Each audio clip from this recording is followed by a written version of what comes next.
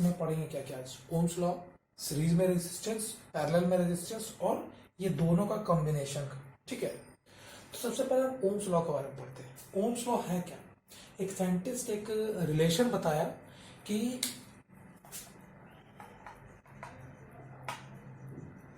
Relationship between current,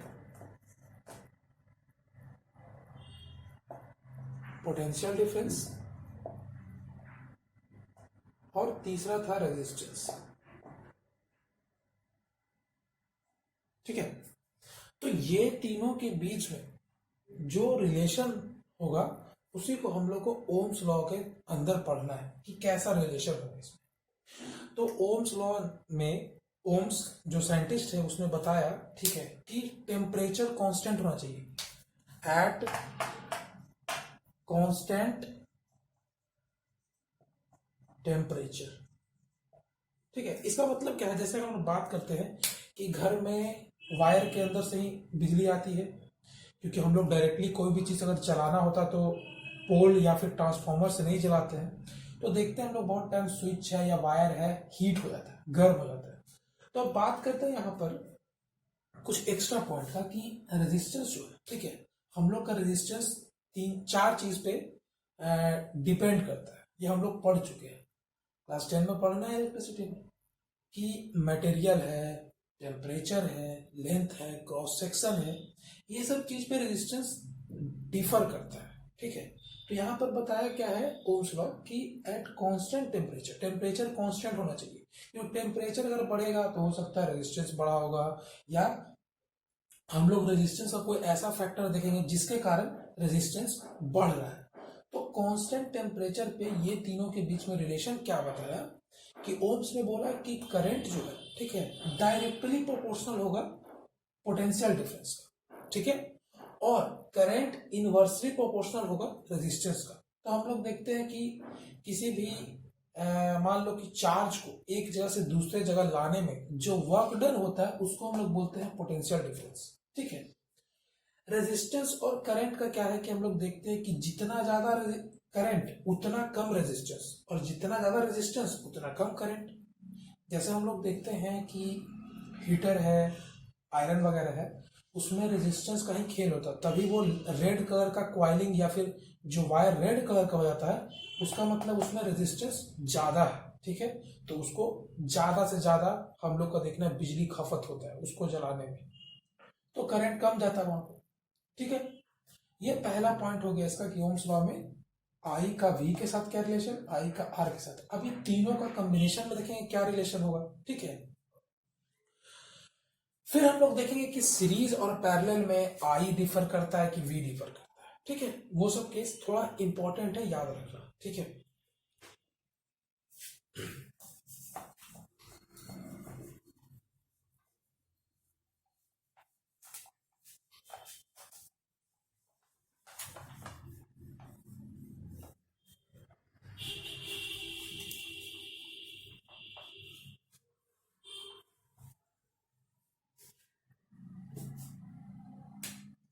ठीक है, तो ओम्स लॉ में क्या हम लोग को पढ़ना है।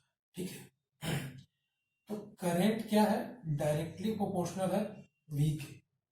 पहला हो गया कि अगर ये इंक्रीज करेगा तो वी भी क्या करेगा, ये भी क्या करेगा, इंक्रीज करेगा।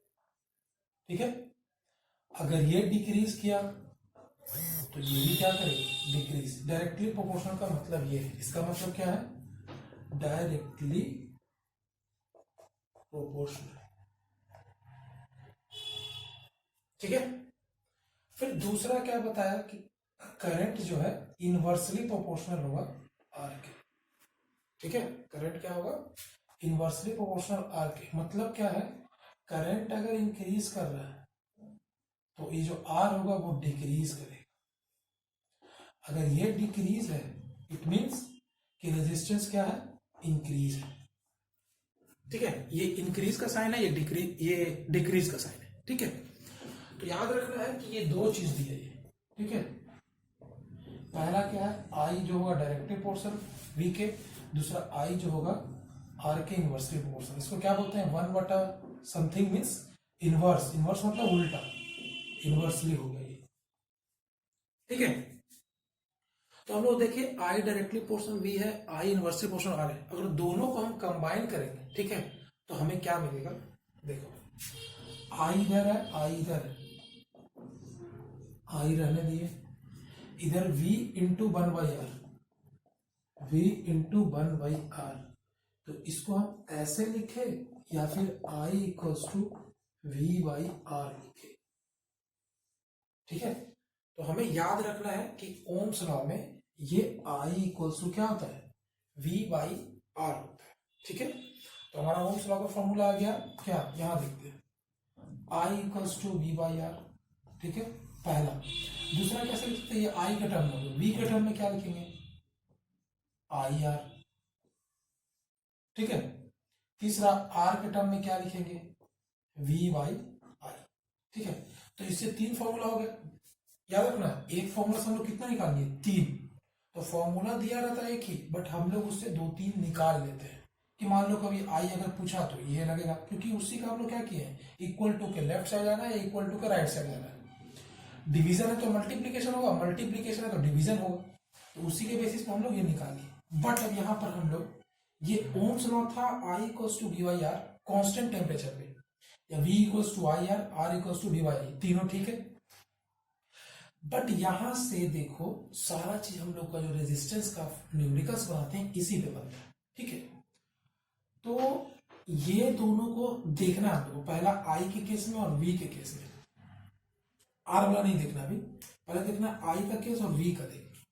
क्यों देखना है, क्योंकि जब हम सीरीज में, ठीक है, और रेजिस्टेंस में, सीरीज जो है रेजिस्टेंस में और पैरेलल रेजिस्टेंस, ये दोनों में हम लोग देखेंगे कि आई डिफर करता है कि वी डिफर करता है, उसके अकॉर्डिंग हम लोग फॉर्मूला उसमें निकालते हैं, ठीक है।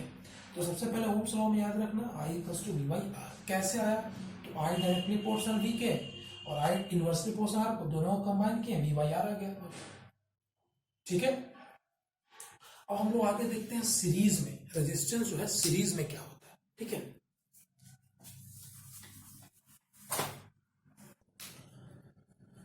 अब देखते हैं हम लोग रेजिस्टेंस इन सीरीज, ठीक है। रेजिस्टेंस इन सीरीज में क्या देख रहे हैं, सबसे पहले हम लोग देखो ओम्स लॉ देखे थे, I equals to V by R, ठीक है, ये तो ठीक है। अब हम लोग चलते हैं रेजिस्टेंस निकालते कैसे हैं, ये क्या रहता है हम लोग को ये देखना है, ठीक है। कि किसी भी हम लोग देखते हैं जैसे सर्किट बना हुआ, सिंपल सा देखना, ये है सर्किट,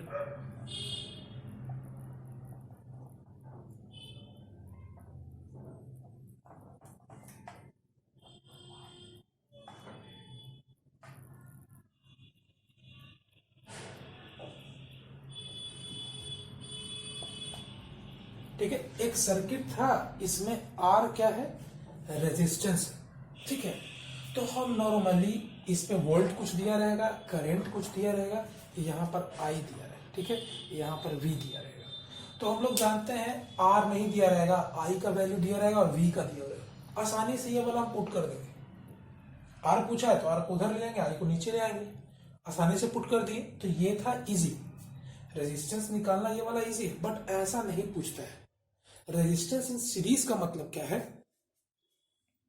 ये देखते हैं हम लोग, ठीक है।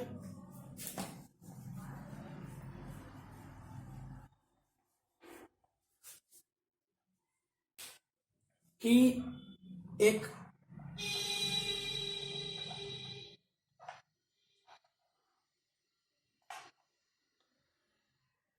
सर्किट रहेगा, उसमें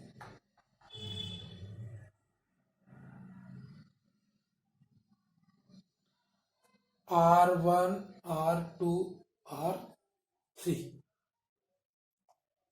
यहां पर V होगा और यहां पर I होगा, ठीक है। तो यहां पर क्या होता है, दो तीन पॉइंट इंपॉर्टेंट है समझना है। सबसे पहले क्या है कि रेजिस्टेंस इन सीरीज का मतलब है लगातार अगर रेजिस्टेंस एक था तो आसान था, बट एक से ज्यादा आ जाए, दो आ जाए, तीन आ जाए, चार पांच छह सात जितना भी आ जाए, तब हम रेजिस्टेंस कैसे निकालते हैं, तो उसको बोलते हैं इक्विवेलेंट रेजिस्टेंस, ठीक है। तो यहाँ पर इक्विवेलेंट रेजिस्टेंस जब हम निकालेंगे तो ये सारा रेजिस्टेंस 4 5 6 3 जितना भी है वो सारा एक में आ जाएगा।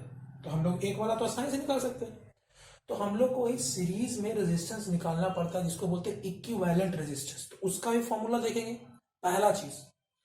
दूसरा चीज क्या है कि सीरीज में हम लोग को ध्यान रखना है कि आई या फिर वी, ये वी और आई वैरी करता है। अब ये दोनों में कौन सा वैरी करता है ये हमें देखना है, याद रखना है। कैसे, अभी हम देखते हैं कि हम लोग सीरीज देख रहे हैं। सीरीज में क्या होता है, करंट सेम रहता है। अगर करंट यहां पर एंट्री कर रहा है यहां से यहां, तो यहां से यहां निकलने वक्त वो वही रहेगा, यहां भी वही रहेगा, वहां भी यही, यहां भी, कहीं भी डिफर नहीं करता है आई। बट जो ये V है ये तो पूरा होल सर्किट का यहां दिया रहेगा। मान लो बैटरी का कितना वोल्ट है, बट जो PD होगा यानी एक पॉइंट से दूसरे पॉइंट पे, ठीक है, और इस पॉइंट से इस पॉइंट, जैसे ये मान लो ये ऐसा सा पॉइंट रहता, तो यहां से यहां, यहां से यहां, यहां से यहां, ये पर V1 V2 V3 मीन्स क्या है कि हम लोग सीरीज में याद रखना है। ठीक है, क्या, ये देखते हैं। सबसे पहले याद रखना है कि PD जो क्या कर रहा है, PD वैरीज, मतलब V1 V2 V3, current same, सिर्फ I। तो ये जो है ना, ये दोनों पॉइंट हम लोग को याद रखना है कि रेजिस्टेंस इन सीरीज में रेजिस्टेंस में क्या होता है, PD जो है V1 V2 V3 की तरह वैरी करता है। मतलब जितना रेजिस्टेंस उतना क्या होगा, V1 V2 V3 यानी पोटेंशियल डिफरेंस। और करंट क्या रहेगा, सब जगह सेम रहेगा। ठीक है, तो अब हम लोग को क्या करना है, किसी चीज का यूज करके, ठीक है, क्या निकालना है, इक्विवेलेंट रेजिस्टेंस इन सीरीज। कैसे निकालेंगे, तो हमें ध्यान रखना है चाहे वो सीरीज में हो या पैरेलल में, वैरी जो करेगा मतलब जो अलग अलग होगा उसके अकॉर्डिंग फॉर्मूला लेंगे। तो इस फॉर्मूला में हम लोग को क्या वैरी कर रहा है, V। तो V का फॉर्मूला क्या होगा, इससे देखते हैं हम लोग। V equals to I R होगा ना, याद रखने का ट्रिक है ये। V equals to I R, तो R देखो तो सामने सामने है ना, मतलब डायरेक्टली है। तो इसमें क्या हो जाएगा कि equivalent resistance in series equals to R1 plus R2 plus R3। मतलब सिंपली ऐड कर देना क्योंकि ये डायरेक्टली प्रोपोर्शनल है। तो सिंपली क्या करेंगे, ऐड कर दिए। तो R1 R2 R3 इस तरीके से जितना तक आ जाए, इनका मतलब जितना वैल्यू 5 6 7 8 9, देखो 1 2 3 था, तो ये तीनों अगर हम ऐड कर दे, जैसे मान लो इसका 1 ओम, इसका 2 ओम, इसका 3 ओम रहता, तो इक्विवेलेंट रेजिस्टेंस कितना आ जाता, तो 1 प्लस 2 प्लस 3 यानी कि 6 ओम इसका आया था पूरा, ये तीनों का वैल्यू।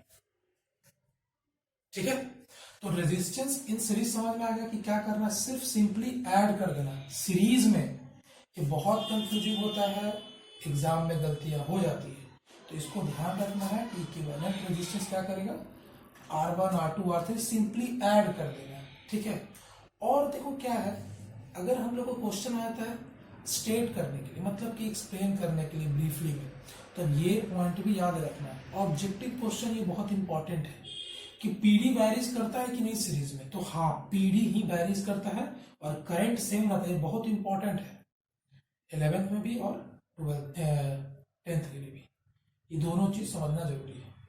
ठीक है, कि सर्किट बनाते समय, सर्किट का अगर फिगर बनाने आता है तुम लोग को, तो उसमें भी ये चीज हम लोग को ध्यान रखना पड़ता है कि सर्किट में अगर तुम बना रहे हो तो उसमें मार्क्स मिलता है। तो अगर V सब जगह सेम रखोगे सीरीज में तो उसमें मार्क्स कट जाएगा।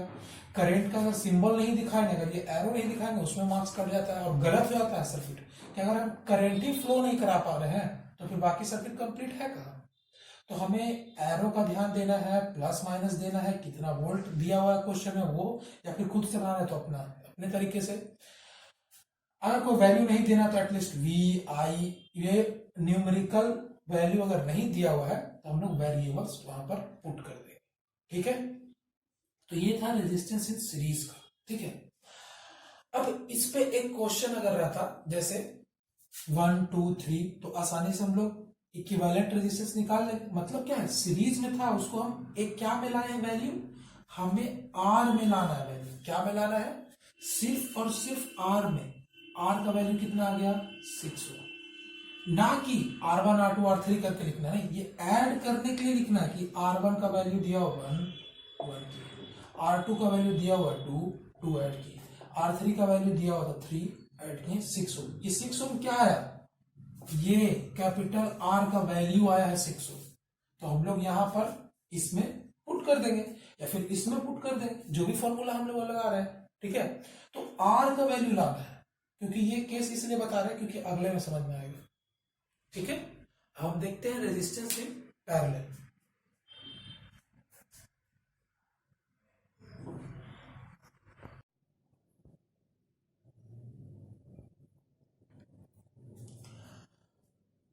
अब हम लोग देखते हैं रेजिस्टेंस इन पैरेलल। ठीक है, रेजिस्टेंस इन पैरेलल कैसे देखना है ये देखते हैं। ठीक है, हम लोग अभी क्या देखिए कि एक अगर रेजिस्टेंस रहेगा सर्किट में आसानी से फॉर्मूला पुट कर सकते हैं, बट यहां पर क्या होता है पैरेलल में। ठीक है,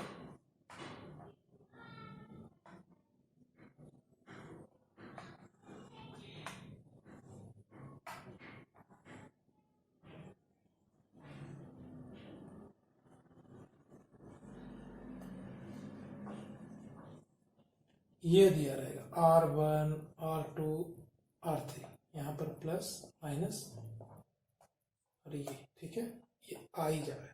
ठीक है, अभी और बता रहे हैं, सर्किट कंप्लीट नहीं हुआ है। हम लोग देख रहे थे क्या कि जो फॉर्मूला था I equals to V by are.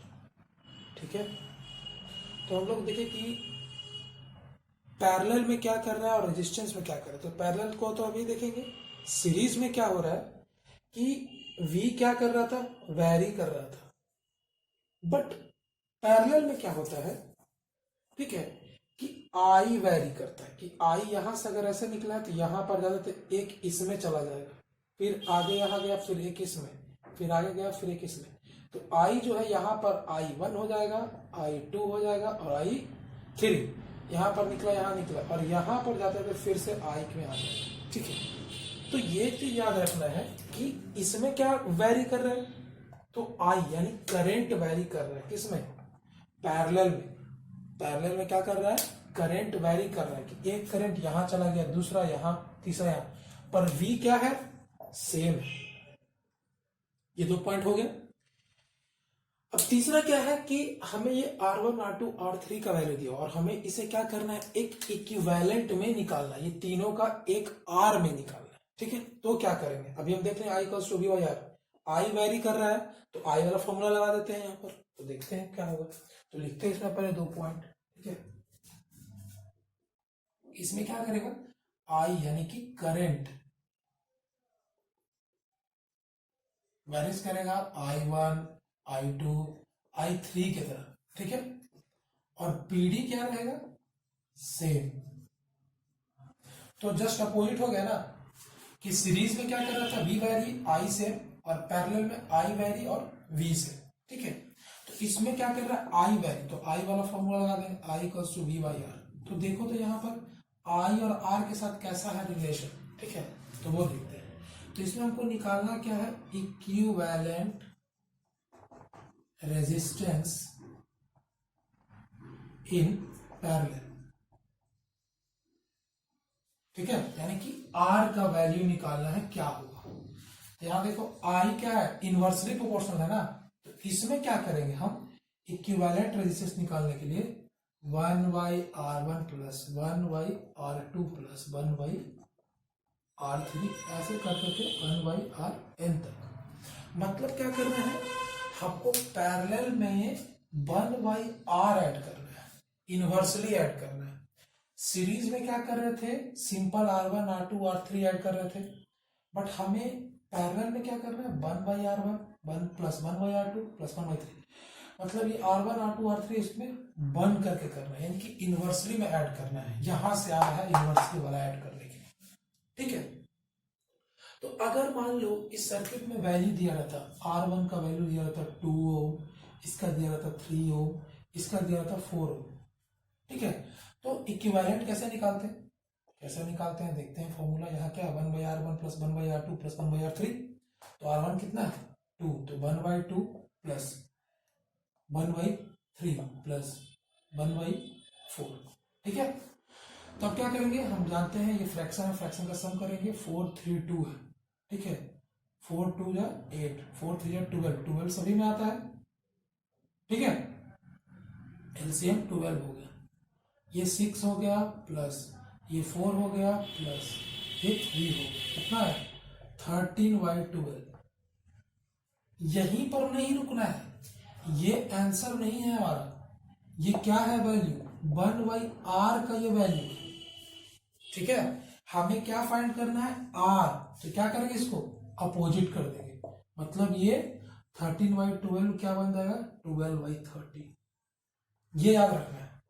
Series में हम नॉर्मली ऐड कर रहे थे R1 R2 R3, but parallel में 1/R1 ऐड कर रहे हैं, 1/R2 ऐड कर रहे हैं, तो इसमें हमें जब वैल्यू आएगा तो वो 1/R का वैल्यू आता है, और हमें क्या का वैल्यू निकालना है इस फॉर्मूले में पुट करने के लिए, सिर्फ R का वैल्यू। तो R इक्वल्स टू कैसे आएगा, तो 1/R को हम लोग चेंज करते हैं, जस्ट पलट देंगे। ठीक है,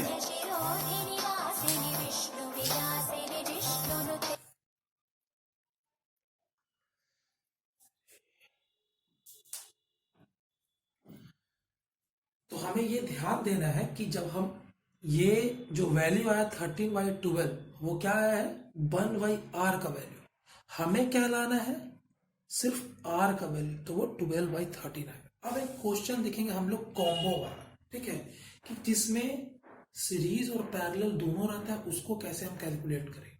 ठीक है,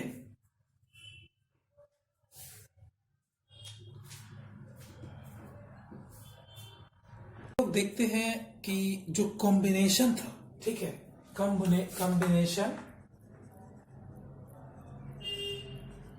of R resistance in series and parallel, ये टॉपिक था लास्ट, उसको हम लोग देखते हैं। और यहां पर क्वेश्चंस दिए हैं, उसके अकॉर्डिंग देखेंगे, अच्छे समझ में आएगा। ठीक है,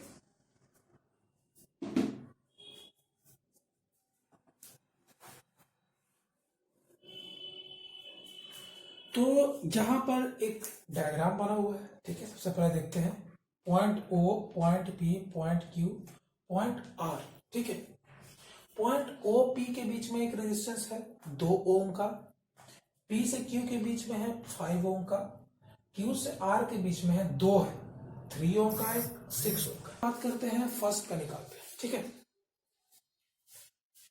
फर्स्ट में O से Q तक, O से Q तक, तो ये क्या है हम लोग देख रहे हैं, एक है रेजिस्टेंस, 2 है, ये दोनों क्या में लग रहा है सीरीज में लग रहा है। तो सीरीज में क्या करते थे, सिंपली ऐड कर देंगे। पहला का क्या हो जाएगा 2 ओम प्लस 5 ओम, क्या हो जाएगा 7 ओम, इजी एकदम था।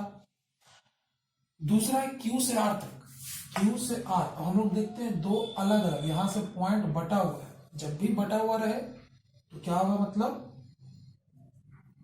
पैरेलल में। बट हाँ, बहुत सारा फिगर दिया रहेगा, ठीक है, जो सीरीज में भी आता है बटा हुआ रहने के बाद, बट वो जब जितना ज्यादा प्रैक्टिस करो क्वेश्चन की, उतना ज्यादा वो क्लियर होगा। तो इसमें क्या, ये दोनों पैरेलल है। ठीक है, तो दूसरा क्वेश्चन में क्या है, Q से R तक, तो पैरेलल के लिए क्या करते थे 1/R1 इस तरीके से था, प्लस 1/R2 था। तो यहां पर क्या करेंगे, R1 की जगह रख देते हैं 3 प्लस R2 की जगह पे 6, कितना हो जाएगा 6, 2 प्लस 1 कितना आ गया 3/6। ये किसका वैल्यू है 1/R, जो वैल्यू आया ये है 1/R का, क्योंकि हम लोग क्या किए 1/R1 1/R2, ये 1/R1 1/R का वैल्यू है। बट ये सिंपलेस्ट फॉर्म में, पहले इसको कट कर देते हैं 1/2। हमें क्या में फाइंड करना है R में, तो R कितना हो जाएगा, ये 1/R है तो R हो जाएगा 1/2 रहा है ना कट करके, तो सिर्फ 2 हो जाएगा। तो सेकंड में Q से R तक का वैल्यू क्या रहेगा 2 हो। ठीक है, तीसरा O से R तक का, यहां से यहां तक, सिंपल कुछ नहीं करना, ये तो हम लोग फाइंड कर ले, यहां पर क्वेश्चन दिया तो तब। बट अगर डायरेक्टली ये दिया रहता ना, तो हम लोग को ये दोनों करना ही था। अगर सिर्फ यही पूछता कि find resistance between O R, तो इतना ये दोनों नहीं भी दिया हुआ ना, फिर भी हम लोग को इतना करना ही पड़ता। तो चलो ओ से आर तक चलते, तो ओ से आर तक, तो पहले ओ से क्यू और क्यू से आर दोनों अलग अलग है। ओ से क्यू तक है सीरीज का और क्यू से आर है पैरेलल का। तो सभी का हमें इक्विवेलेंट रेजिस्टेंस निकालना है दोनों का साथ में। तो पहले हम सीरीज का कर लिए एक जगह और पैरेलल का एक जगह। तो सीरीज का कितना लाए हैं 7 ओम हो गया, कहां से कहां तक, ओ का क्यू तक, प्लस क्यू से आर तक करेंगे, प्लस क्यू से आर कितना था, दोनों का पैरेलल था, पैरेलल निकाल के लाए कितना 2 ओम कर दिए। हमें ओ से आर तक जाना था, ओ से आर तक 7 ओम प्लस 2 ओम कितना हो गया 9 ओम। तो ये हमारा आंसर आ गया इसका। तो इसी तरीके का क्वेश्चन आएगा जिसमें सीरीज, ठीक है, मींस ये सीरीज वाला भी रहेगा और ये पैरेलल भी रहेगा, ठीक है। तो ये दोनों हमारा इसी तरीके से क्वेश्चन बनता है। अगर हमें कॉम्बो में दिया रहेगा तो भी हमें सीरीज और पैरेलल का निकाल के ऐड कर देना सिंपली, और कुछ भी नहीं करना है, ठीक है। तो इस पे क्वेश्चन जितना बनाओगे उतना ज्यादा अच्छा रहेगा। तो पहला था ओम्स लॉ, सिंपल था, V इक्वल्स टू याद रखना IR, फिर था रेजिस्टेंस इन सीरीज, तीसरा था रेजिस्टेंस इन पैरेलल, और ये था क्या, कॉम्बिनेशन था सीरीज का, ठीक है, सीरीज था ये और ये था पैरेलल और ये दोनों था, ठीक है। तो इस तरीके से क्वेश्चन बनता है। तो क्वेश्चन बनाओ, किसी भी बुक से बना सकते हो क्वेश्चन, कम से कम इस वीडियो को देखने के बाद या फिर अपना सेल्फ स्टडी करने के बाद एटलीस्ट एक ही तरह का क्वेश्चन 5 से 8 क्वेश्चन, एकदम सेम क्वेश्चन, चाहे वैल्यू सिर्फ चेंज क्यों ना रहे, उससे क्या होगा तुम्हारा फॉर्मूला अच्छे से हो जाए। क्योंकि ये जो 1/r है ना, ये इसी में सब गलती करते हैं। क्या करते हैं, 1/r1 प्लस 1/r2, 3/6 आया यही आंसर कर देते हैं, ये गलत है। ये जो 3/6 है यही पे आंसर कर दे, क्योंकि हम लोग को बनाना रहता कि नहीं बन गया, बट ऐसा नहीं है। ध्यान रखना ये 1/r है, ये 1/r का वैल्यू, हमें रेजिस्टेंस का वैल्यू चाहिए, क्योंकि फॉर्मूला में क्या पुट करते हैं V इक्वल्स टू, इसमें सिर्फ r रहता है, ना कि अलग से 1/r करते हैं, r का वैल्यू देते हैं वहां पर। तो ये 1/r है, तो हमें सिर्फ क्या चाहिए r, तो r कितना आएगा, तो इसको जब हम 1/r है इसको हम r में चेंज करेंगे, तो ये नीचे वाला ऊपर चलाता है, वो पूरा नीचे चला जाता है। अगर कैलकुलेट करके इतना आता, मान लो 3/7 मान लेते हैं किसी भी केस, ये कितना आया था r इक्वल्स टू आता 7/3। चाहे वो पॉइंट में आए डिवाइड करके, चाहे कुछ में आए, तो ये नहीं समझना गलत हो जाएगा। तुमको जो r है तुम्हारा आंसर उसमें करके यहाँ पर ऐड कर दो। ये जरूरी थोड़ी कि एग्जैक्ट 7 आ जाए, दूसरा चीज भी आ सकता था। देखो ना यहाँ पर हम लोग क्या किए, 2 आ गया ना, 2 के जगह कुछ और भी आ सकता था वैल्यू, तो वहां पर हम लोग लिखते हैं फिर से फ्रैक्शन वाला सम करते हैं। जरूरी नहीं कि एग्जैक्ट ही आए, पॉइंट में भी आ सकता है, ठीक है। तो ये कंसेप्ट याद रखना है कि 1/r आता है वहां पर, उसे हम लोग r में चेंज करेंगे, तब हम ऐड करेंगे कॉम्बिनेशन में, ठीक है। ठीक है, तो अपना प्रैक्टिस करें, बाकी तो ठीक है, नेक्स्ट टॉपिक में मिलते हैं फिर।